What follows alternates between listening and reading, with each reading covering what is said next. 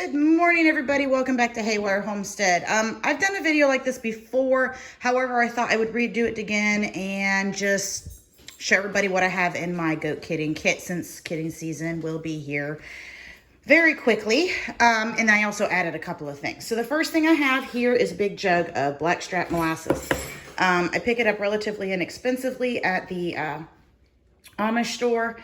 And I just add that to the mama goat's water, give her warm molasses water, help put some minerals back into them, and just good, a little bit of sugar just to help give them a good boost. That's typically a really good thing to give to them before and after, during and after labor.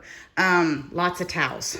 That's the only thing I can stress you, especially if you're kidding in cold weather, is lots of towels to help get those babies dried off. Now, if you're kidding dairy goats in the summer, or the spring, that kind of thing, when it's not quite so cold, just a couple of towels just to wipe their mouth off and let mama clean them is usually perfectly fine. However, whenever we're kidding in the winter, for meat goats, and partially we do that because of fair dates with market weathers, is the reason why we do that. A lot of times people are like, oh man, why do you have to do it? Oh, why do you kid in the winter? Well, we kid in the winter because of the dates that they give us, that we have to have them, born in a certain time frame to qualify to be able to be shown at fair.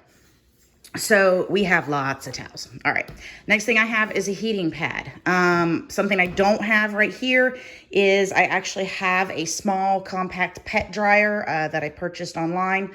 Bought it used from somebody else that was upgrading, and it has a hot feature on it. It has an onboard heater. So if it's super, super cold and I'm trying to get a kid warmed up, that's going to come in handy. It's actually already in the barn in a container to keep it dry. Iodine and a small cup to put the iodine in to dip their umbilical cords in. I do that as soon as possible once they're dry. Thermometer. I picked up a new thermometer. This is an 8-second thermometer. In the cold weather, you don't want babies' temperatures dropping.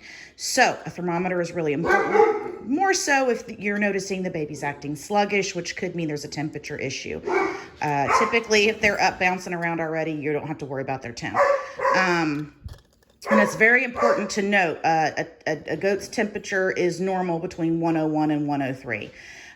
So anything below 101, you do not want that baby eating, because their rumen is shut down and it cannot digest food. So you don't want them eating unless their temp is up over 101. So having a thermometer, I cannot stress, no matter what. I don't care if you're kidding.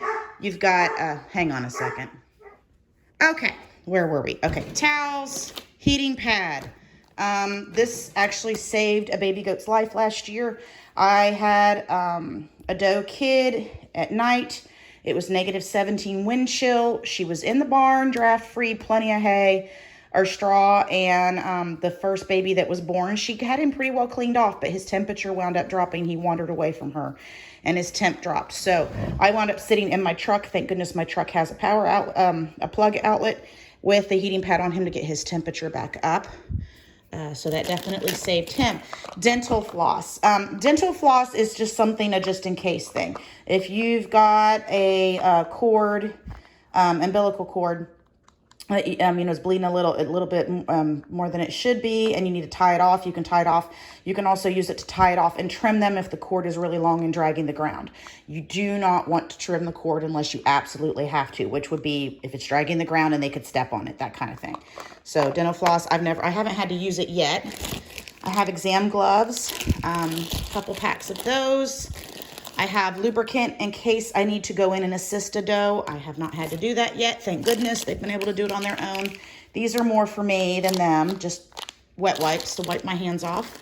And then I also have, this is Nutri-Drench. So this is a nutrient drench. I give this to my goats before fair. It's just kind of a boost. It's got a lot of vitamins and minerals in it. So if I've got a baby being a little sluggish, I give them just a little bit of that.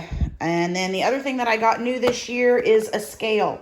Last year I was using my male scale with the babies in a bucket, and it was not easy to do. So I got this fishing scale off of Amazon, and I can hang it up and put the babies in a bag, so I can get their weights. And weighing the babies is really important because I want to know what they start out at when they're born. I also want to check them every day. Usually I check mine every day for about a week just to make sure that they are eating properly, you know, off of the mamas, and that they're gaining weight steadily. And that's what I do. So, and then I keep a record of their weights for each one with each doe. So that way I can track it.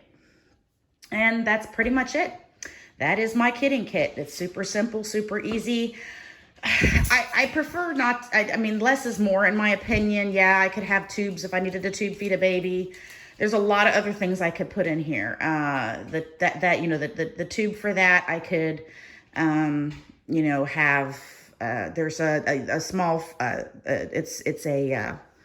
it's a noose for kidding assistance where you can actually place it inside the doe to get a hold of the baby to pull out. That wouldn't be a bad tool to have just in case you needed to assist.